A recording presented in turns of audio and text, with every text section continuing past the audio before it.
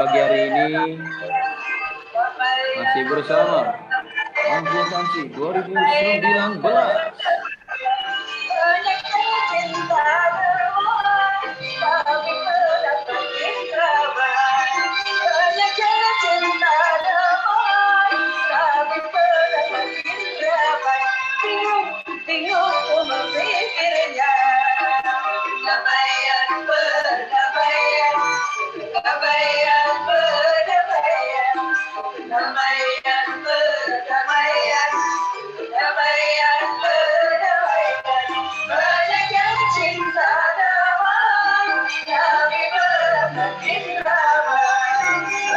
Yang belum on cam silakan bisa diharapkan on cam dulu, akan segera dimulai.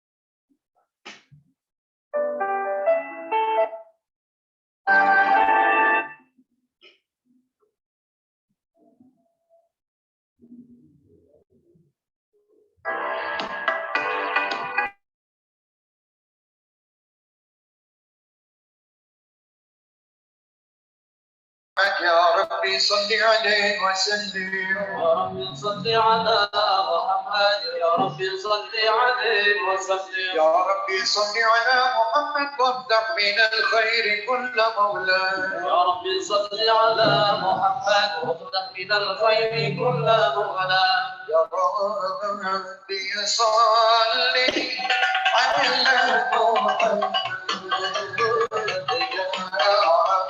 صل عليه وسلم يا ربي صل Astagfirullahaladzim.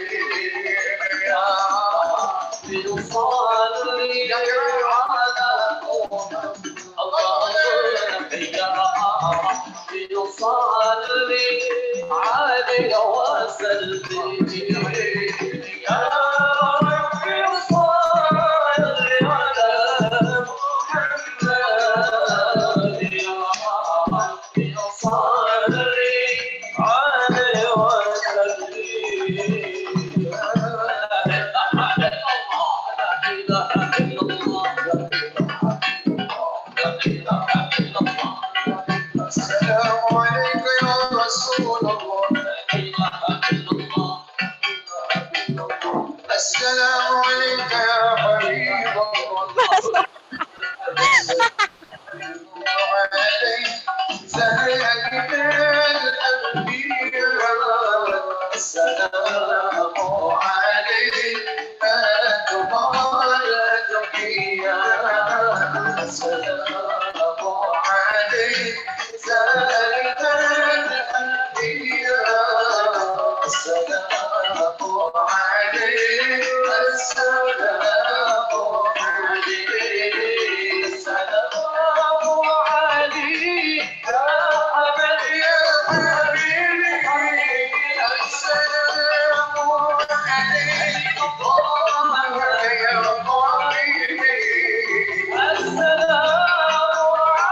Bisa kabur, kabur. Ya kapten utama selamatkan Monitor, ya monitor, Allah. Pak Kiai seteka monitor, monitor Pak Kiai seteka.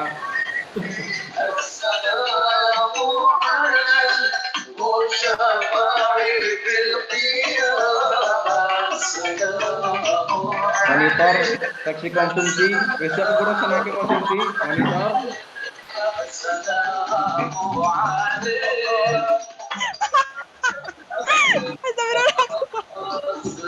Hilang tolong. Tolong aku ya Allah.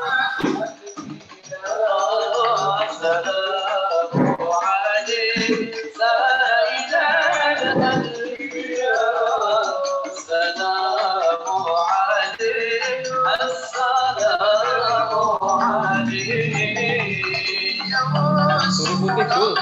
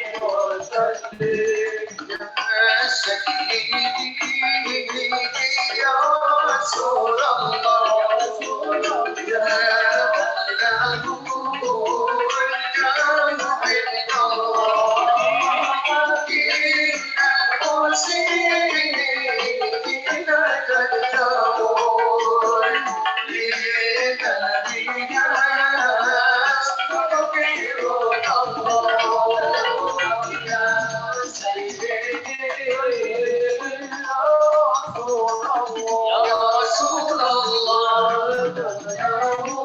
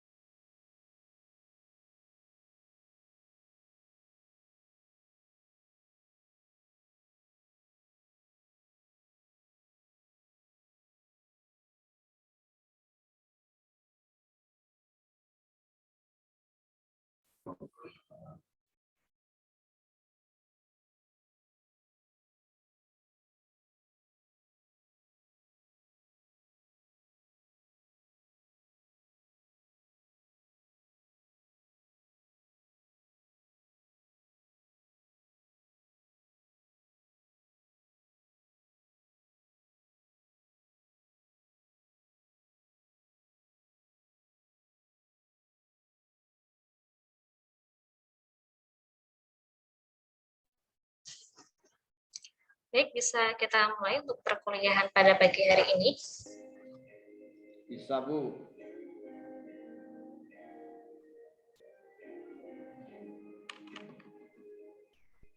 Bisa, Bu.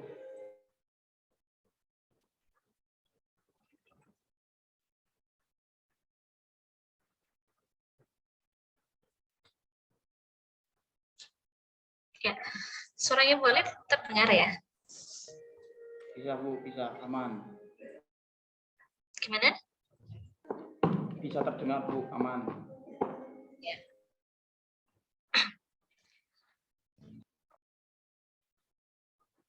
Baik, kita mulai. Bismillahirrahmanirrahim. Assalamualaikum warahmatullahi wabarakatuh.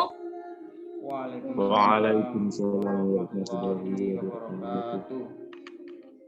Ya, selamat pagi semuanya. Di hari Jumat ini kita lanjutkan untuk perkuliahan akuntansi syariah.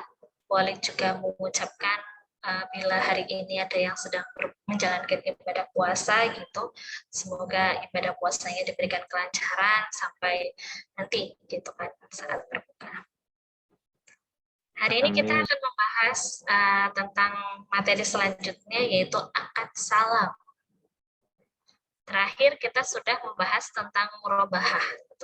Apa itu murabahah begitu.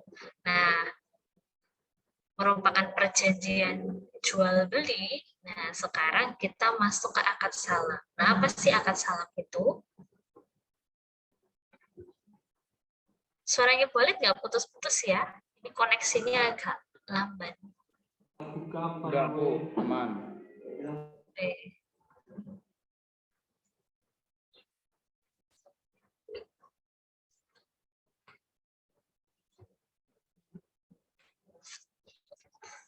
Sebentar.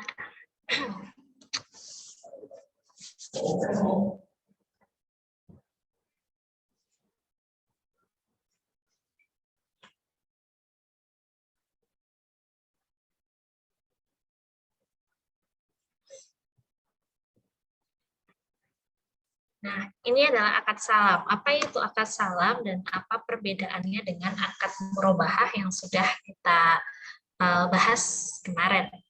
Kalau dari pengertiannya, dia berasal dari kata asal.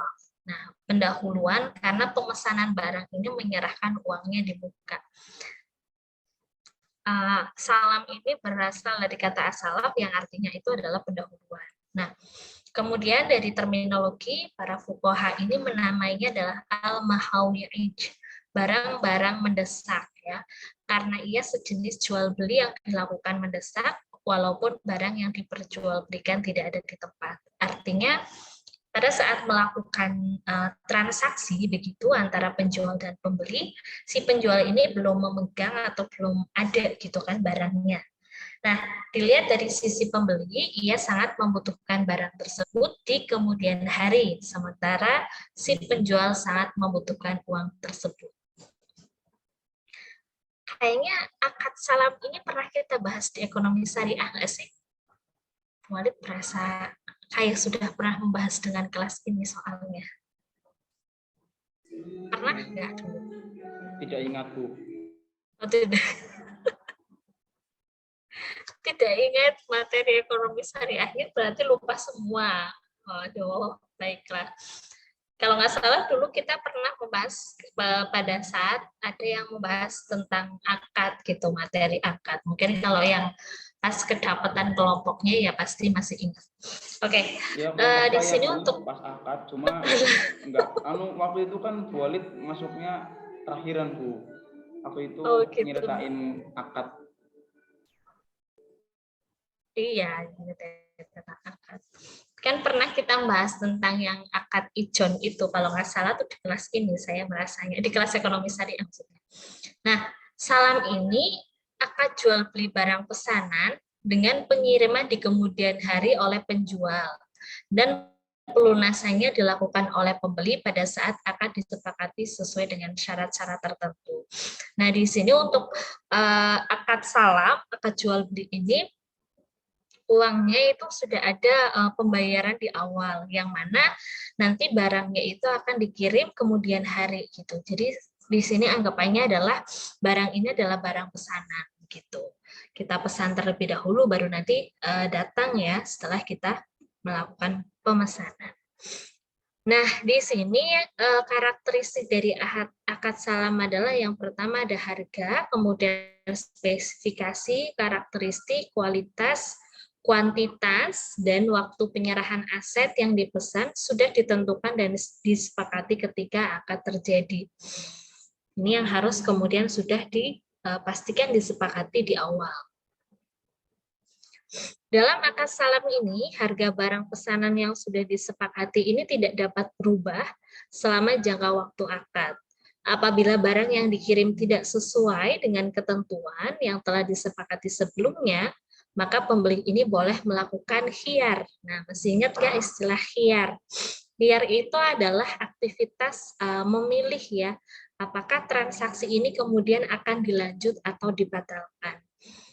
Konsep salam tadi sudah disampaikan bahwa barang ini akan diantar kemudian hari gitu. Istilahnya sudah bayar dulu di awal dan barangnya ini yang sudah karakteristiknya sudah disebutkan, semisal pesan 5 buah kursi dengan warna coklat.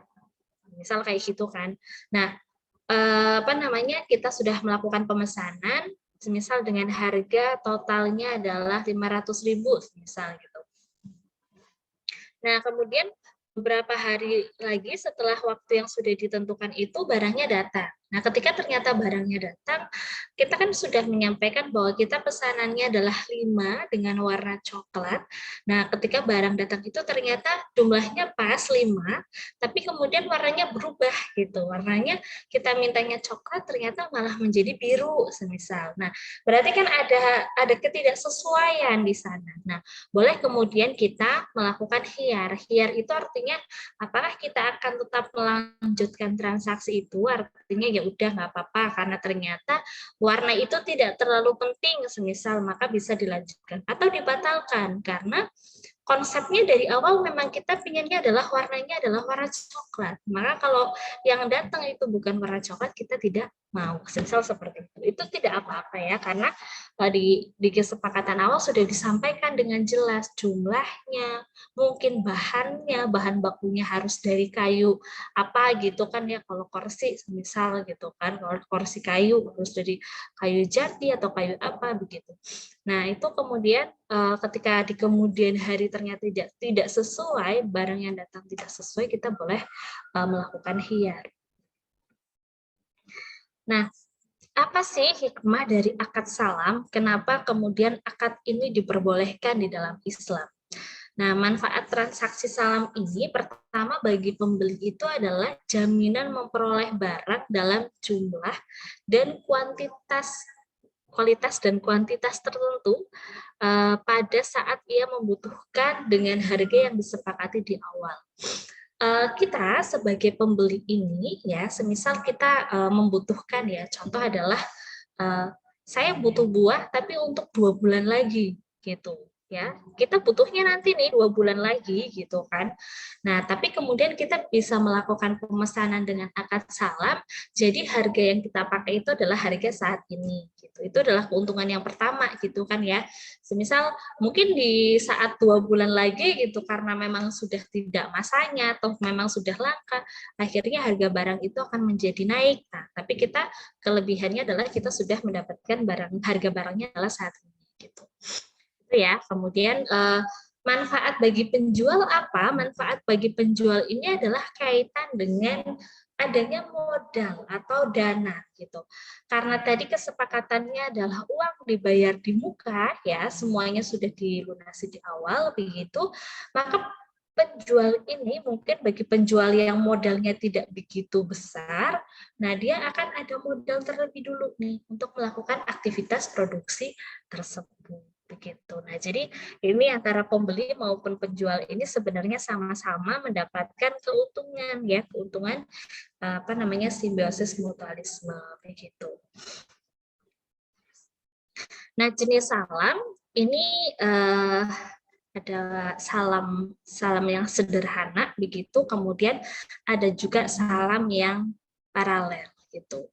Salam yang sederhana tadi sudah disampaikan bahwa transaksi jual beli di mana barang yang diperjualkan ini belum ada ketika transaksi dilakukan.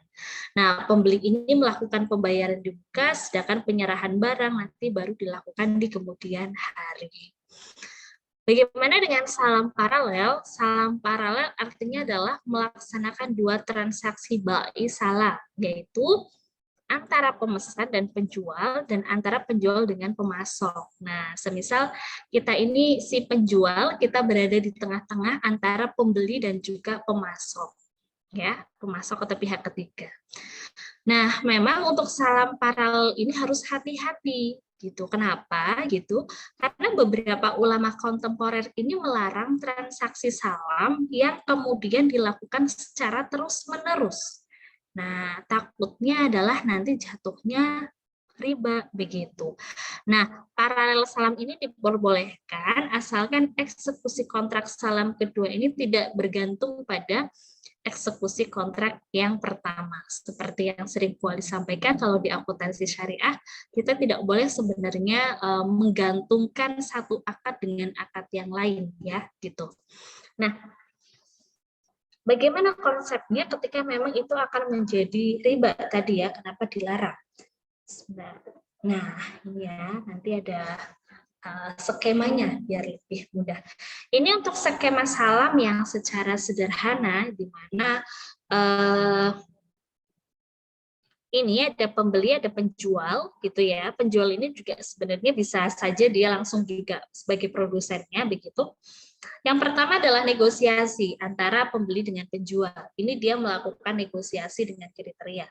Kemudian pemesanan barang dan bayar tunai, bahwa di sini nanti ada pemesanan gitu atau penjual ini kan tadi pembeli kemudian dan penjual ini melakukan negosiasi begitu kan ya. Kemudian nanti penjual mengadakan barangnya kepada pembeli, kemudian terjadi pengiriman dokumen dan kemudian kirim pesanan atau pesanan ini kemudian dikirim kepada si pembeli begitu. Nah, di sini tadi disampaikan bahwa ini bayarnya bukan di akhir ya, tapi pembayaran ini dilakukan adalah di awal, yaitu antara si pembeli dan penjual. Baru setelah pembayaran ini dilakukan, barang itu baru nanti dikirimkan dengan tenggat waktu yang sudah disepakati. Nah, itu 1 bulan, 2 bulan, atau tergantung ya kesepakatannya. Nah, ini adalah skema paralel. Untuk salam paralel ini, kenapa tadi istilahnya nggak boleh kalau dilakukan secara terus-menerus begitu. Jadi ketika pembeli ini dia pembeli konsumen begitu, kemudian kita berada di tengah-tengah sebagai penjual, tapi kita juga barangnya itu kita beli lagi dari pihak ketiga.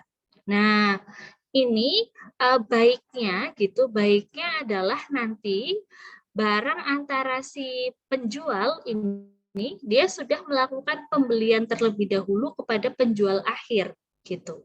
Jadi nggak boleh ketika si yang di bagian tengah ini dia hanya hanya sebagai istilahnya penyalur dananya saja gitu ya. Nanti habis itu dia mengambil selisih atau keuntungan gitu. Tapi kalau bisa nanti pembeli ini juga sudah melakukan pembelian kepada pemasok begitu. Artinya ketika barang ini dikirim kepada si pembeli asli yang akhir ini, dia sudah melakukan pembelian dulu kepada si penjual ini gitu. Karena kadang kan ada yang semisal pembeli ini dia sudah melakukan pembelian nih gitu, uangnya sudah ada.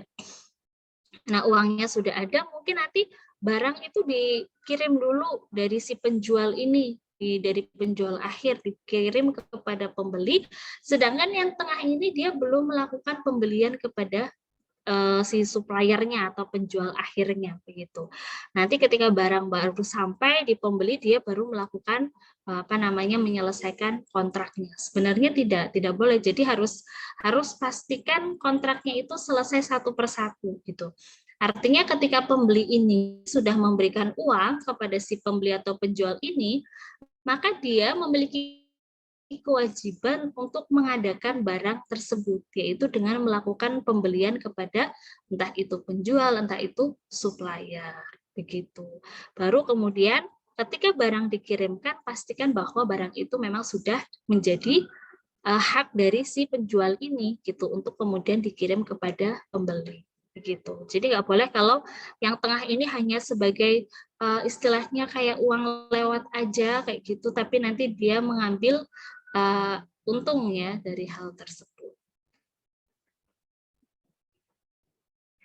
Nah, di sini untuk beberapa dalil diperbolehkannya akad salam, yaitu di Quran Surat Al-Baqarah 282, hai orang-orang yang beriman, apabila kamu bermuamalah tidak secara tunai untuk waktu yang ditentukan, hendaklah kamu menuliskannya dengan benar.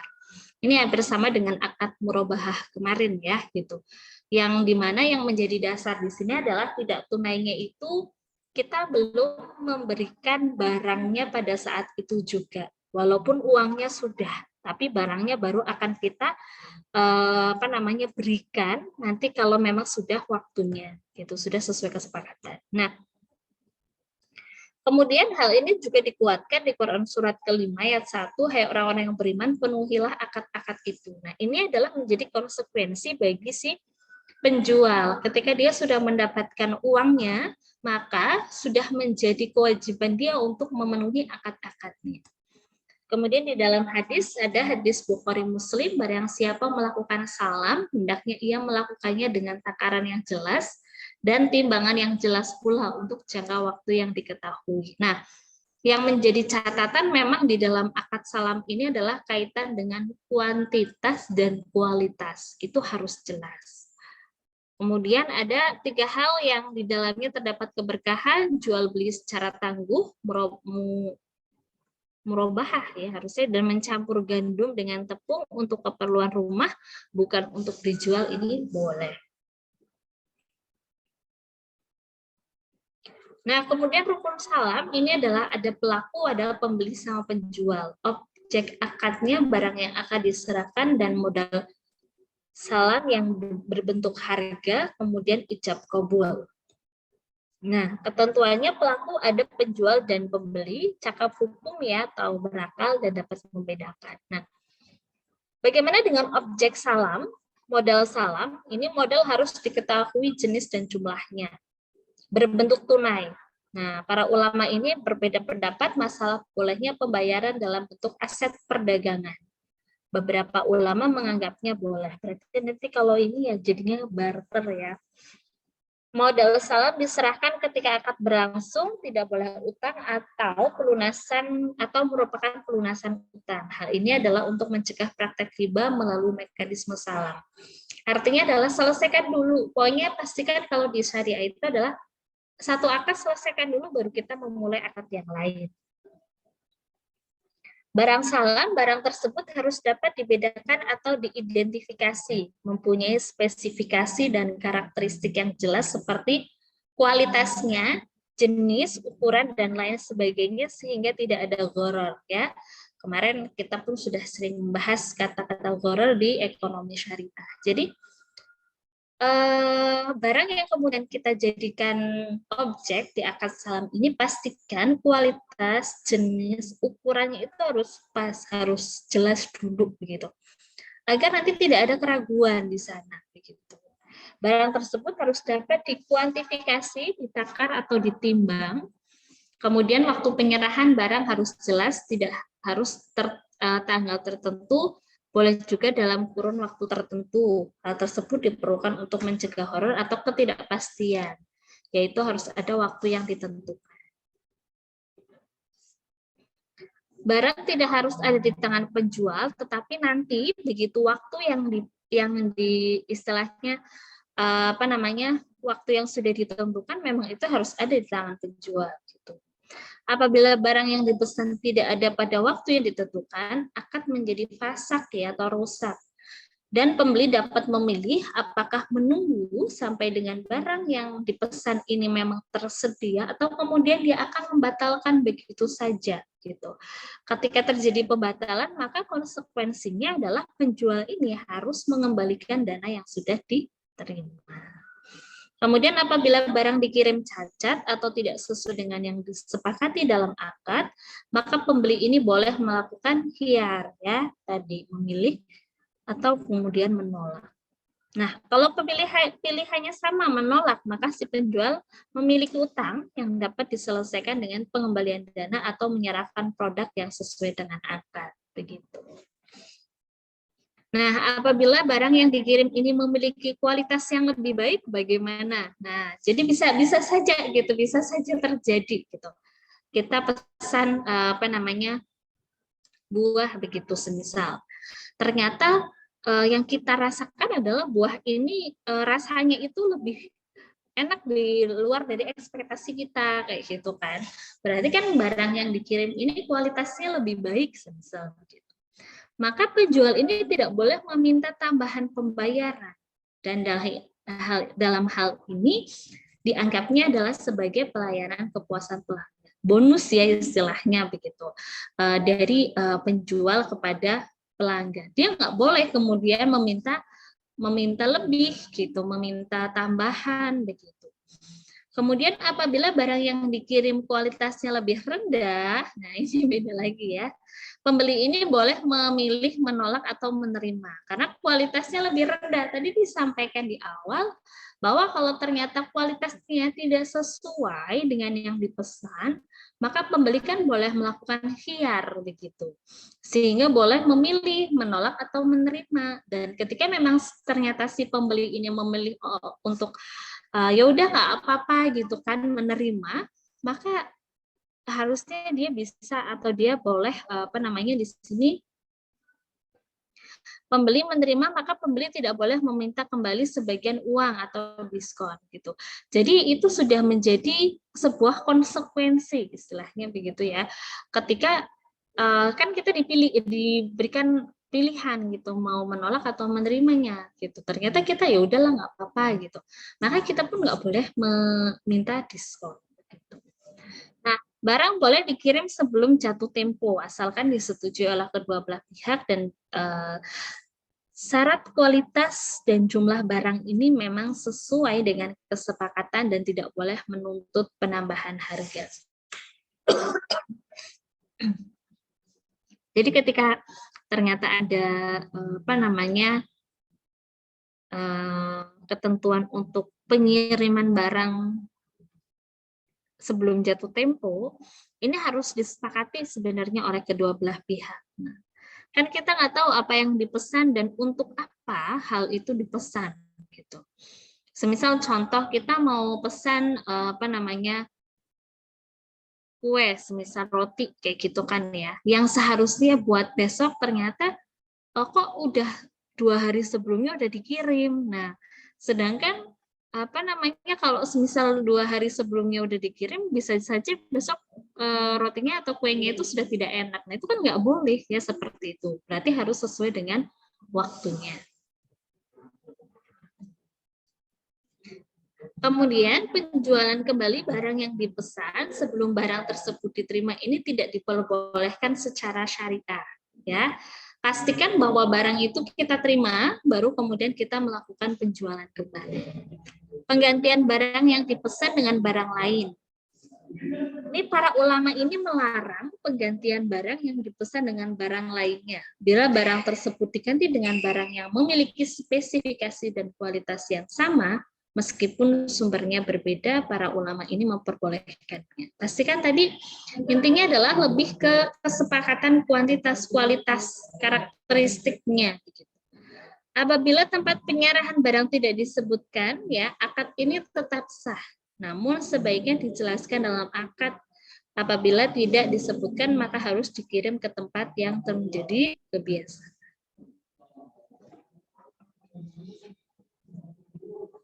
Kemudian apa saja hal-hal yang membatalkan kontrak? Nah, di sini akad salam ini bisa saja berakhir ya. Barang yang dipesan ini tidak ada pada waktu yang ditentukan. Berarti sudah berakhir atau kontraknya batal. Barang yang dikirim ini cacat atau tidak sesuai dengan yang disepakati dalam akad.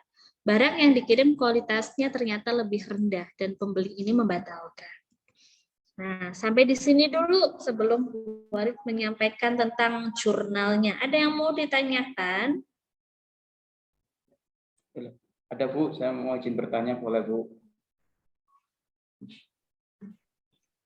Nah, Ilham. Iya. Ya, silahkan. Oke, baik Bu. Jadi begini Bu, kalau saya lihat dan saya dengarkan tadi penjelasan dari Bu Walid terkait akad salam ini lebih contohnya seperti dropshipper ya Bu. Apa? Dropshipper. Oh, dropship. Ya. Ya. Nah, ini gini Bu, yang saya penasaran kan ini kita membayarnya itu secara tunai, tapi menerima barangnya itu secara non tunai atau secara beberapa waktu yang akan datang. Nah, ini kan kalau misalnya mohon maaf ya Bu ya, ini kalau saya pikir-pikir juga mirip dengan yang namanya sistem ijon kalau di Jawa Bu. Nah, ini perbedaannya dengan sistem ijon itu apa Bu? Ini saya masih penasaran kok. Kalau saya pikir rada-rada mirip gitu loh Bu. Terima kasih Bu. Baik, terima kasih Mas Ilham. Nah, ini kayaknya boleh pernah membahas ini kah dengan kelas ini atau kelas yang lain begitu.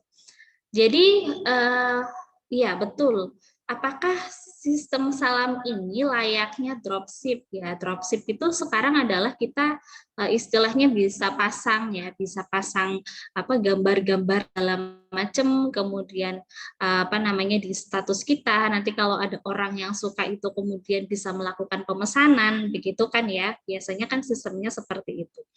Nah, ya memang hampir sama. Makanya tadi yang dilarang itu adalah yang salam paralel. Kalau salam hanya sederhana, satu kali akad selesai kayak gitu, itu diperbolehkan.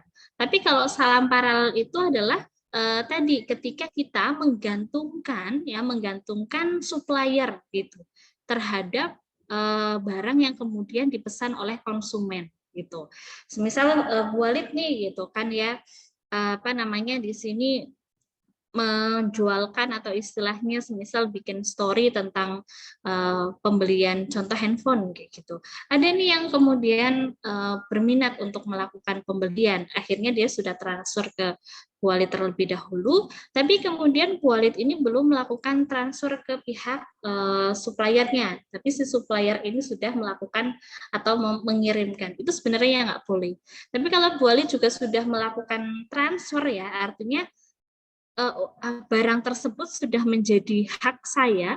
Nah, kemudian barulah kita kemudian mengirimkan itu ke si konsumen, itu nggak masalah. Gitu. Ya memang layaknya hampir sama seperti dropship. Karena dropship di luar sana itu juga masih terlalu perdebatan ya, kalau Bali juga nggak berani masuk ke ranah itu gitu. Ada yang menyampaikan boleh, ada yang menyampaikan tidak boleh kayak gitu. Nah, kadang bergantung pada sebenarnya aktivitas lebih realnya lagi tadi gitu. Mungkin nggak boleh kalau disangkanya adalah yang sudah-sudah biasanya dropship itu dianggap tidak boleh kalau kita asal ngambil gambar orang kemudian kita melakukan penjualan, nggak izin dulu istilahnya. Ada yang kemudian boleh ketika memang kita melakukan izin. Nah, jadi seolah-olah kita bukan orang lain ya, tapi sebenarnya kita adalah marketing dari produk tersebut, itu nggak masalah, katanya begitu. Nah, itu yang pertama. Kemudian apakah ini sama dengan ijon? Karena kalau di Indonesia, iya, di Indonesia ini adalah yang terkenal namanya sistemnya ijon. Nah, tapi hati-hati karena ini berbeda gitu. Salam dan ijon itu berbeda gitu. Dan kalau ijon sendiri sebenarnya di dalam pemerintahan pun dulu ada undang-undangnya untuk melakukan pelarangan aktivitas ijon. Tapi di masyarakat gitu ya, di masyarakat kayaknya hal ini tuh tidak sudah menjadi sebuah kebiasaan begitu. Yang mana entah di kelas ini atau yang lain, Bu Walid pernah mendengar bahwa ada sistem ijon di sebuah daerah itu. Biasanya kalau yang Bu Wali tahu kan sistem ijon itu kan hanya membelinya udah bentuk bunga ya, maksudnya udah baru bunga belum jadi buah itu udah ditebas lah ya istilahnya gitu, sehingga kita tidak tahu apakah ke depan dia akan buahnya ini akan banyak, atau kalau semisal ternyata musimnya jelek, bunga yang tadi baru bunga itu bisa saja rontok semua, akhirnya nggak jadi buah gitu kan, bisa jadi rugi gitu. Nah, kadang yang Bu Wali tahu adalah orang sekali gitu ya, sekali nebas udah selesai. Nah, ada di satu daerah yang entah kayaknya di kelas kalian ini, malah dia sudah ditebas untuk 3 kali panenan. Nah, bayangkan untuk 3 kali panenan itu hitungannya mau pakai apa gitu kan, hitungannya mau pakai apa, artinya kan itu masih kita membeli barang yang kita nggak tahu sendiri sebenarnya jenis dan kuantitasnya. Kenapa? Awang-awang, Bu. Oh iya, nah ini awang-awang. Nah, bedanya, jadi Bu Walid sampaikan bedanya dengan sistem salam tadi disampaikan di depan kuantitasnya harus terukur. Nah, artinya kalau orang mau beli buah, maka bentukannya adalah, pemesanannya adalah bentuknya kiloan. Saya mau beli buah mangga untuk 2 bulan lagi 10 kilo. Nah, itu boleh. Tapi kalau semisal untuk ijon yang saat ini dengan ya sistemnya karena baru melihat udah baru bunga kayak gitu, mereka akhirnya ditebas dan dirawat mereka sendiri begitu. Aslinya sebenarnya itu kurang bukan termasuk salam gitu, tidak masuk. Tapi kalau di masyarakat kan kita tidak bisa menghentikannya begitu saja karena itu sudah menjadi tradisi. Karena sistem ijon ini kalau rugi itu kan malah lebih rugi lagi daripada salam begitu. Kalau misal kayak tadi Bu Walid ceritakan masih bentuk bunga, tiba-tiba musimnya berubah, ada angin, udah bunganya rontok semua, ya udah mau jadi apa? Kan nggak jadi, tidak ada satupun yang nanti bisa kita panen istilahnya begitu. Sedangkan kita sudah melakukan pembelian, contoh sampai 5 juta, berarti artinya kita rugi sampai 5 juta. Nah kalau di sistem salam, ketika ternyata pembeli tidak mau karena kualitasnya tadi, contoh ya, saya mau pesen mangga, pokoknya mangga aromanis, ternyata kita hanya bisa mengadakannya bukan mangga yang aromanis, mungkin standarnya di bawahnya gitu. Dan mereka akhirnya memilih untuk saya tidak mau membeli gitu, saya mau uangnya dibalikan saja. Nah, si mangga ini kan pada akhirnya masih tetap bisa dijual kayak gitu loh. Artinya si penjual pun tidak kemudian ya ruginya tidak terlalu banyak begitu. Nah, mungkin itu penjelasannya Ilham, perbedaannya. Oh iya, baik Bu. Mungkin saya satu lagi Bu tanya ya Bu seputar ini yang akad salam juga. Jadi gini Bu, kan teman saya juga bergelut di bidang ini jual beli rumah ya Bu ya. Nah ini saya penasaran Bu, teman saya kan biasanya jual rumah ini dengan apa namanya jatuh tempo, terus apa namanya KPR dan lain sebagainya Ibu ya. Semisal rumah ini itu sudah dideskripsikan dengan detail dari sisi luasnya, jumlah kamarnya, bahkan bahan bangunannya dan sebagainya. Nah, rumah ini itu diserahkan setelah jangka waktu tertentu yang disepakati. Nah, sedangkan harganya itu antara diserahkan kontan pada saat akad atau sebagian kontan, itu uang mukanya sudah diberikan secara jatuh tempo atau seluruhnya jatuh tempo. Nah, itu apa boleh Bu di akad salam? Bentar kurang jelas Ham, yang terakhir gimana? Jadi Pembayarannya? Pembayarannya itu sudah dibayar, tapi apa namanya jatuh tempo dibayar berapa dulu, terus sisanya di akhir kalau rumahnya itu sudah jadi. Apa itu boleh Bu? Oh, ada pelunasan di akhir, ada biaya di muka, maksudnya begitu? Iya, maksud saya gitu Bu. Iya, bahasa saya yang kurang itu. Baik. Ya, jadi kalau yang Bu Walid pahami gitu untuk akad salam ini sebenarnya adalah akad yang kemudian uangnya itu diberikan di awal gitu. Artinya sudah pelunasannya ini dilakukan di awal. Nah, kurang tahu kalau ternyata semisal mungkin di lapangan itu ada istilahnya mungkin mengatasnamakan akad salam ini tapi uangnya itu tadi ya yang kayak Ilham sampaikan, ada pelunasan di akhir. Kalau yang Bu Walid pahami sih akad salam itu adalah semua dilunasi di awal, barang nanti baru dikirimnya adalah di akhir, begitu. Oh iya, baik Bu, terima kasih penjelasannya. Berarti intinya harusnya itu di awal semuanya harus lunas ya Bu ya? Harus sudah lunas. Oke, pre-order tapi lunas duluan baru barangnya datang. Iya begitu. Pre-order itu, nah pre-order itu biasanya yang Bu Walid malah lebih cenderung ke akad salam itu sebenarnya pre-order itu. Karena pre-order itu kan kita barang apa namanya uang mesti dilunasi dulu di awal, barang kan di akhir ya. Cuman biasanya kalau pre-order itu pada akhirnya kita sebagai pembeli, nah tadi di sini kan disampaikan ada khiyar. Nah mungkin kalau kita belinya itu pakai kayak apa namanya marketplace mungkin bisa ya, barang nggak sesuai kita kembalikan gitu. Nah kalau kadang mungkin ke teman Bu Walid kurang paham nih, kalian kalau misal pre-order ternyata barang yang didapat kurang sesuai, apakah kalian melakukan komplain atau tidak gitu? Atau langsung ya udah diterima aja. Komplain, minta uang kembali. Oh, minta uang. Iya. Nah iya, jadi akad salam ini mungkin lebih tepatnya kalau sekarang itu adalah contohnya adalah yang pre-order itu. Artinya di depan itu kita bayar dulu, baru nanti barang itu diadakan setelah kita melakukan pembayaran. Begitu. Berarti nggak kayak murabahah ya Bu ya? Bisa dikreditkan. Beda kalau murabahah ya. Kalau murabahah pembelian secara kredit gitu. Artinya barang malah sudah kita terima dulu di awal.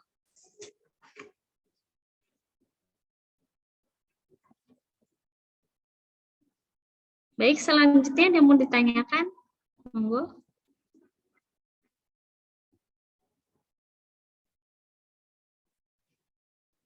Ini yang cewek-cewek off semua. Masak Bu, lagi masak. Lagi masak. Kalau yang laki-laki, kenapa? Mau buat makan Jumatan nanti Bu. Oh iya, betul-betul. Biasanya ada ini ya, ada apa namanya, nasi kotak ya kalau Jumatan. Nah iya itu Bu. Jumat berkah Bu. Iya, Jumat berkah. Puasa Bu, nggak ada berkah. Iya ya, segi puasa ya, anak orang. Ya, bisa ada, bisa enggak.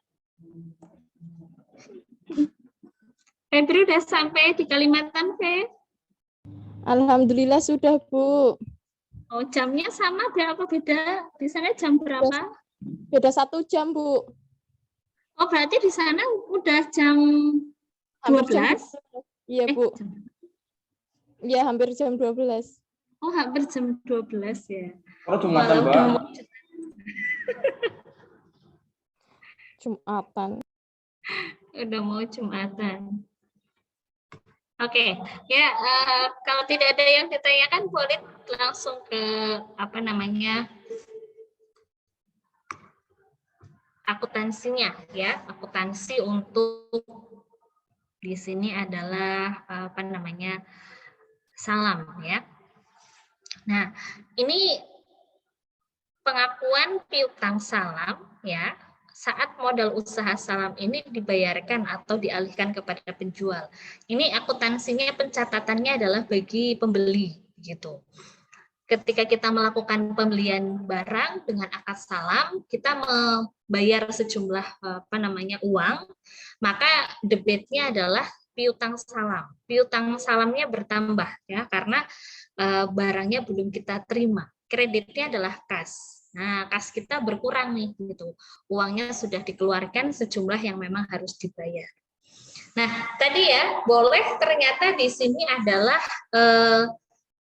modal salam itu bisa tunai.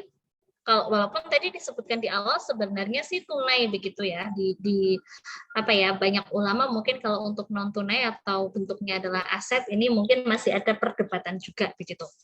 Tapi kalau semisal ternyata ada yang bentuknya adalah aset begitu ya, aset non kas, maka di sini dia harus diukur sebesar nilai wajarnya terlebih dahulu. Nanti ada selisih kan antara nilai wajar dengan nilai yang sudah tercatat. Nah, di situ bisa kita tahu apakah nilainya rugi atau untung. Nah, kita pencatatan ketika nilai wajar dengan nilai tercatatnya ternyata di sini adalah lebih kecil nilai wajarnya. Maka debitnya adalah piutang salam, kemudian debit lagi kerugian, kreditnya adalah aktiva non kas. Kemudian pencatatan apabila nilai wajar ini ternyata lebih besar dari nilai tercatat, maka debitnya adalah piutang salam, kreditnya adalah aktiva non kas, dan kreditnya adalah keuntungan. Nah, ini ketika memang modal ya yang kita pakai gitu. Semisal Bu Walid mau melakukan pembelian gitu kan, akad salam dengan modal non kas di sini begitu. Nah, modal non kas misal yang kita pakai adalah contoh laptop kayak gitu. Tapi kalau laptop itu cenderung turun ya. Apa sih kalau yang harganya itu bisa agak stabil dan naik gitu kan ya. Oh, emas ya. Oke. Oke, kalau emas. Nah, emas misal ternyata nggak ada cash nih gitu, bisa belinya tapi pakainya emas gitu. Semisal disepakati bahwa modal jumlah pembeliannya itu nominal pembeliannya adalah 1.500.000 begitu, 1.500.000. Nah, di sini kemudian kita pakai emas gitu, emas di mana kita anggap gitu kan, dianggap harga pasar atau harga wajarnya ternyata 1 gramnya itu adalah kalau sekarang nggak sampai 1 juta lah ya, anggap aja emas itu 1 gramnya itu adalah 1.600.000 misal gitu nilai wajarnya. Nah, dulu kita beli dulu kita beli dengan harga 1.400.000 misal gitu. Berarti kalau seperti itu di sini adalah kita mengalami keuntungan karena nilai wajarnya ternyata lebih tinggi. Berbeda kalau semisal ternyata nilai wajar dari emas itu adalah hanya 1.500.000 ya. Kita dulu belinya 1.600.000. Nah, itu kebalikannya. Berarti kita malah jadi ada kerugian. Tapi kerugian dan keuntungan di sini harus teman-teman pahami itu adalah keuntungan dan kerugian ketika asetnya itu dicairkan ya. Artinya ini kan transaksi ini kan asetnya tidak dicairkan, berarti ya bukan keuntungan dan kerugian yang real maksudnya begitu. Nah, kemudian di sini ada penerimaan barang. Jika barang pesanan ini sesuai akad, maka jurnalnya adalah debitnya aset salam, kemudian kreditnya adalah piutang salam. Ya, piutang salamnya berakhir. Jika barang pesanan berbeda kualitasnya, ya nilai wajar barang pesanan yang diterima ternyata lebih di sini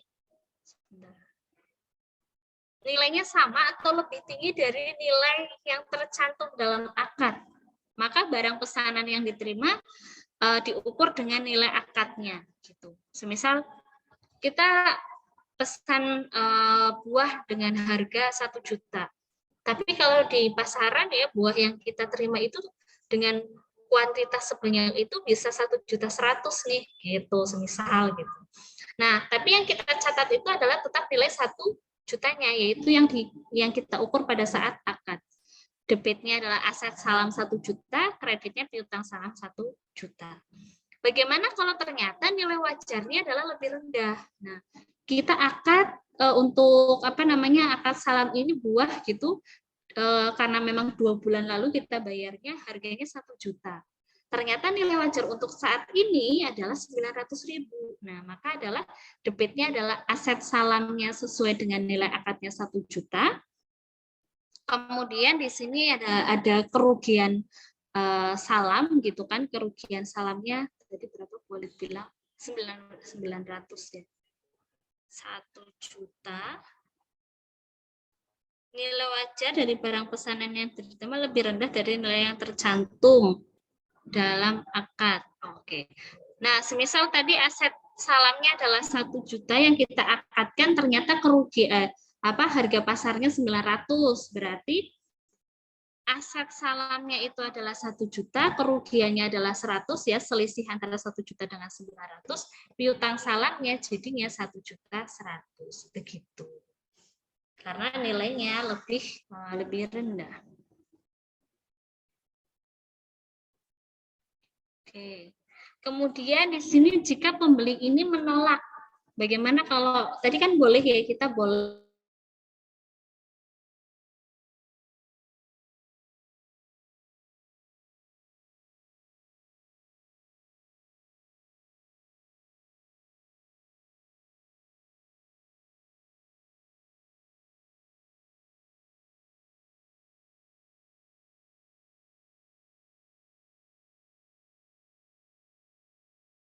artinya kalau kita ternyata baru mungkin menerima sebagian. Contoh, semisal kita ada akad untuk harga 1 juta, baru kita terima 500.000, maka debitnya adalah aset salamnya yang kita terima 500.000 di debit, kreditnya berarti piutang salamnya juga baru berkurang sebesar 500.000 begitu. Nah, nanti sebagian lagi baru kita terima nanti gitu kan, ketika memang akadnya sudah selesai. Kemudian bagaimana ketika ternyata akad ini adalah dibatalkan? Nah, bagaimana ketika ternyata kita tidak mau menerima semuanya? Kalau tidak mau menerima semuanya ya tinggal kita debitnya adalah aset lain-lain piutang, kreditnya adalah piutang salam. Karena memang kita tidak ingin menerima barang yang tidak sesuai dengan kuantitas atau kualitasnya. Kemudian di sini, jika akad salam ini dibatalkan sebagian atau seluruhnya dan pembeli mempunyai jaminan. Tadi belum kita bahas ya di luar depan bahwa boleh saja kita melakukan atau meminta jaminan begitu kan ya atas pembelian barang.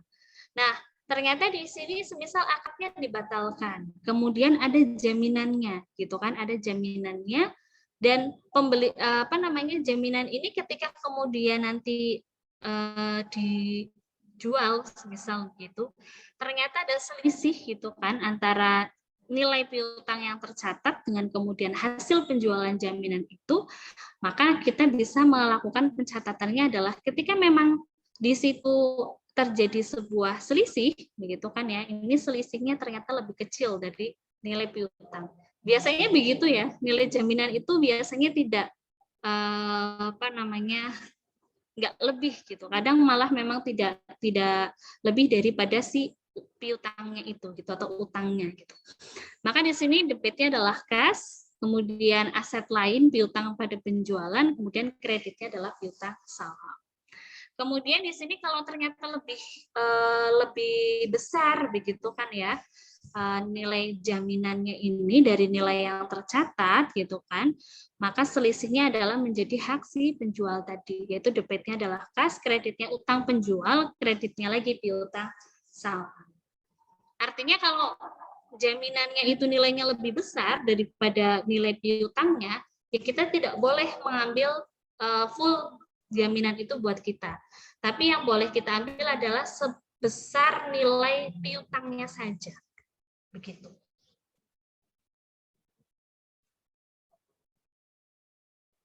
Nah, denda kemarin Bu Ali sudah menyampaikan sih ya. Bagaimana kalau ternyata ada denda?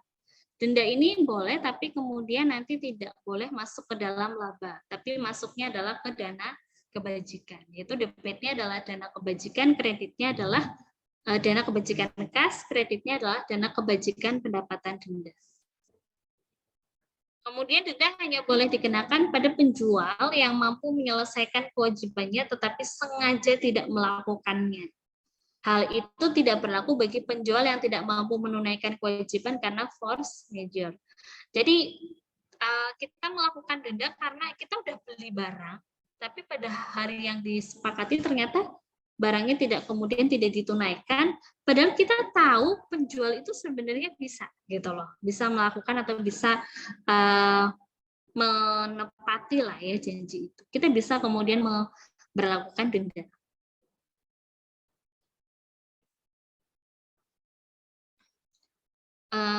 Akuntansi untuk pembeli, penyajian pembeli menyajikan modal salam usaha yang diberikan sebagai piutang salam. Piutang harus dilunasi oleh penjual ya karena tidak dapat memenuhi kewajibannya dalam transaksi. Salam disajikan secara terpisah dari piutang salam. Kemudian persediaan yang diperoleh selain transaksi salam ini diukur sebesar nilai terendah biaya perolehan atau nilai bersih yang dapat direalisasi. Apabila nilai bersih yang dapat direalisasi lebih rendah dari biaya perolehan, maka selisihnya diakui sebagai kerugian. Ini kalau dilakukan pencatatan dalam laporan keuangan ya. Kemudian pengungkapan pembeli dalam transaksi salam. Pengungkapannya besarnya modal usaha salam baik yang dibiayai sendiri maupun yang dibiayai secara bersama-sama dengan pihak lain. Ini kalau gabungan. Jenis dan kuantitas barang pesanan, kemudian pengungkapan lain ini sesuai dengan PSAK nomor 101 tentang penyajian laporan keuangan syariah. Nah, sekarang kebalikan. Kalau tadi akuntansi untuk si pembeli, nah sekarang kita ada akuntansi untuk si penjual. Ya. Kalau tadi bagi pembeli piutang salam yang belum diberikan itu sebagai piutang, maka otomatis bagi penjual salam yang belum dia tunaikan itu menjadi utang gitu. Maka debitnya adalah kas karena dia sudah mendapatkan modal, kemudian kreditnya adalah utang salam. Jika modalnya dalam bentuk aset non kas, berarti debitnya adalah aset non kas, kreditnya adalah utang salam. Nah, ini adalah kewajiban salam dihentikan pengakuannya pada saat penyerahan barang kepada pembeli. Kalau saat waktu penyerahan sudah tiba, maka kita tinggal menggeser ya utang salam yang tadinya dikredit kita pindahkan di debit, kreditnya adalah penjualan. Nah, ketika ternyata dalam transaksi salam ini ada selisih ya antara jumlah yang dibayar oleh pembeli dan biaya perolehan barang pesanan, ini diakui keuntungan atau kerugian pada saat penyerahan barang pesanan oleh penjual. Pencatatan ketika membeli persediaan, ini membeli persediaan dulu, artinya dia dapat modal tadi kan dari si pembeli, kemudian setelah itu dia melakukan melakukan pembelian ke mungkin supplier atau ke pemasok kayak gitu kan. Debitnya adalah aset salam, kreditnya adalah kas. Nah, dia sudah memiliki tuh barang tersebut ya, gitu. Sudah menjadi hak miliknya si penjual, tinggal kemudian dia berikan kepada si pembeli sesuai dengan waktu yang sudah ditentukan. Nah, ketika ternyata penyerahannya ya, penyerahan bila jumlah yang dibayar oleh pembeli lebih kecil dari biaya perolehan barang. Kita pembeli kan di awal sudah disepakati bahwa nilainya adalah nilai belinya itu 1 juta. Ternyata kita untuk membeli barang tersebut 1.100.000. Nah, lebih besar kan harga perolehannya daripada akad yang sudah disepakati. Berarti kita mengalami kerugian, yaitu debitnya adalah utang salam, kemudian debitnya lagi adalah kerugian salam, kreditnya adalah aset salam. Begitu. Kalau ternyata jumlah yang kita peroleh itu kan ternyata lebih rendah daripada yang sudah kita sepakati akadnya, maka debitnya utang salam, kreditnya aset salam, kemudian kredit lagi adalah keuntungan buat kita. Begitu. Ya, bisa dipahami ya, teman-teman. Nah, ini hampir sama dengan tadi akuntansi untuk pembeli, bahwa pada akhir periode pelaporan keuangan, persediaan yang diperoleh melalui transaksi salam ini diukur sebesar nilai terendah biaya perolehan atau nilai bersihnya yang dapat direalisasi. Apabila nilai bersih yang dapat direalisasi lebih rendah dari biaya perolehan, maka selisihnya diakui sebagai kerugian. Artinya pada akhir periode kita kan harus menghitung ya persediaan yang kita miliki itu nilainya tuh dari nilai wajarnya tuh lebih rendah apa lebih tinggi gitu. Penyajian, penjual menyajikan modal usaha salam yang diterima sebagai kewajiban salam ya sebagai utang. Pengungkapan penjualan dalam transaksi salam, piutang salam kepada produsen dalam salam paralel yang memiliki hubungan istimewa ini diungkapkan. Jenis dan kuantitas barang pesanan dan pengungkapan lain yang sesuai dengan PSAK nomor 101.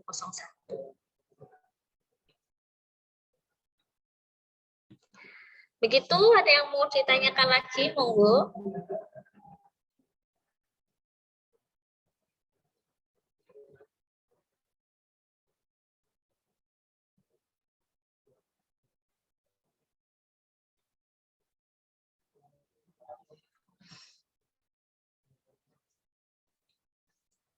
Ada yang mau ditanyakan? Atau cukup jelas?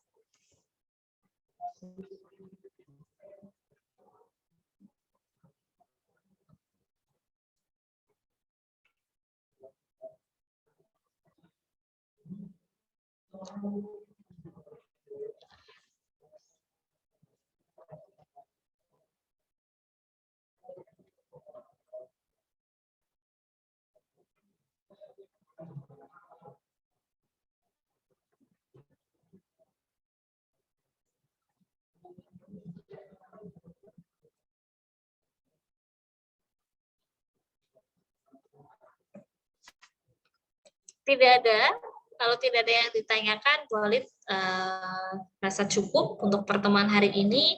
Monggo nanti bisa dibaca kembali untuk materi yang telah Bu Walid sampaikan dan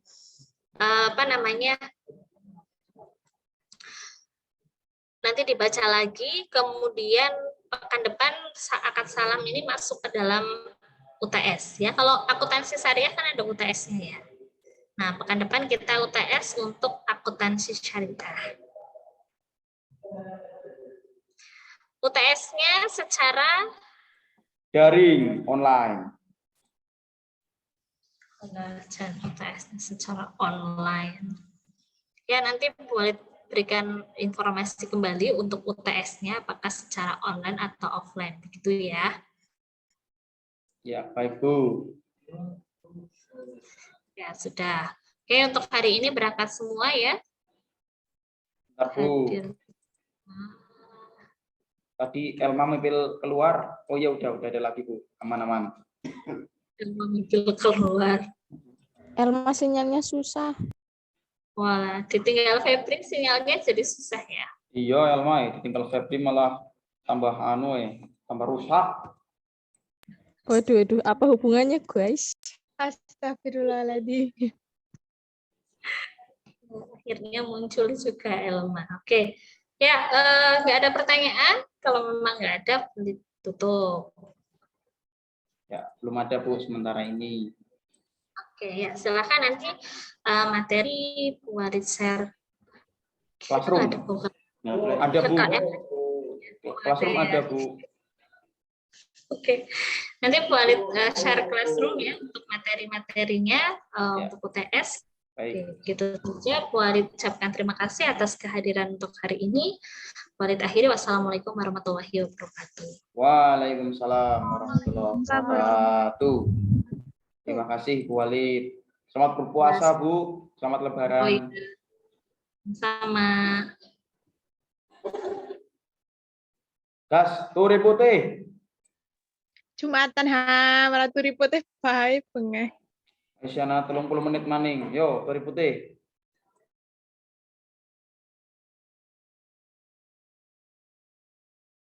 Keong racun di keong racun. Moh, aku Jumat. Moh. Nah, turi putih bae. Astagfirullah. Aku menyesal. Terus kaku ketu isuk. Monitor Pak Kiai Srawuh monggo. Snacknya disiapna.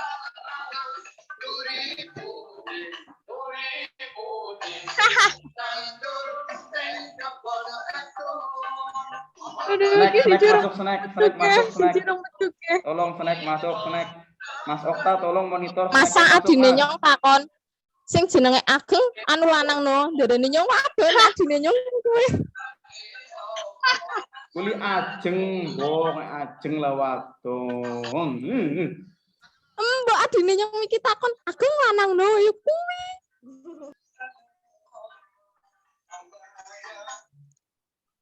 Kuwari ya. Wis. Enggak.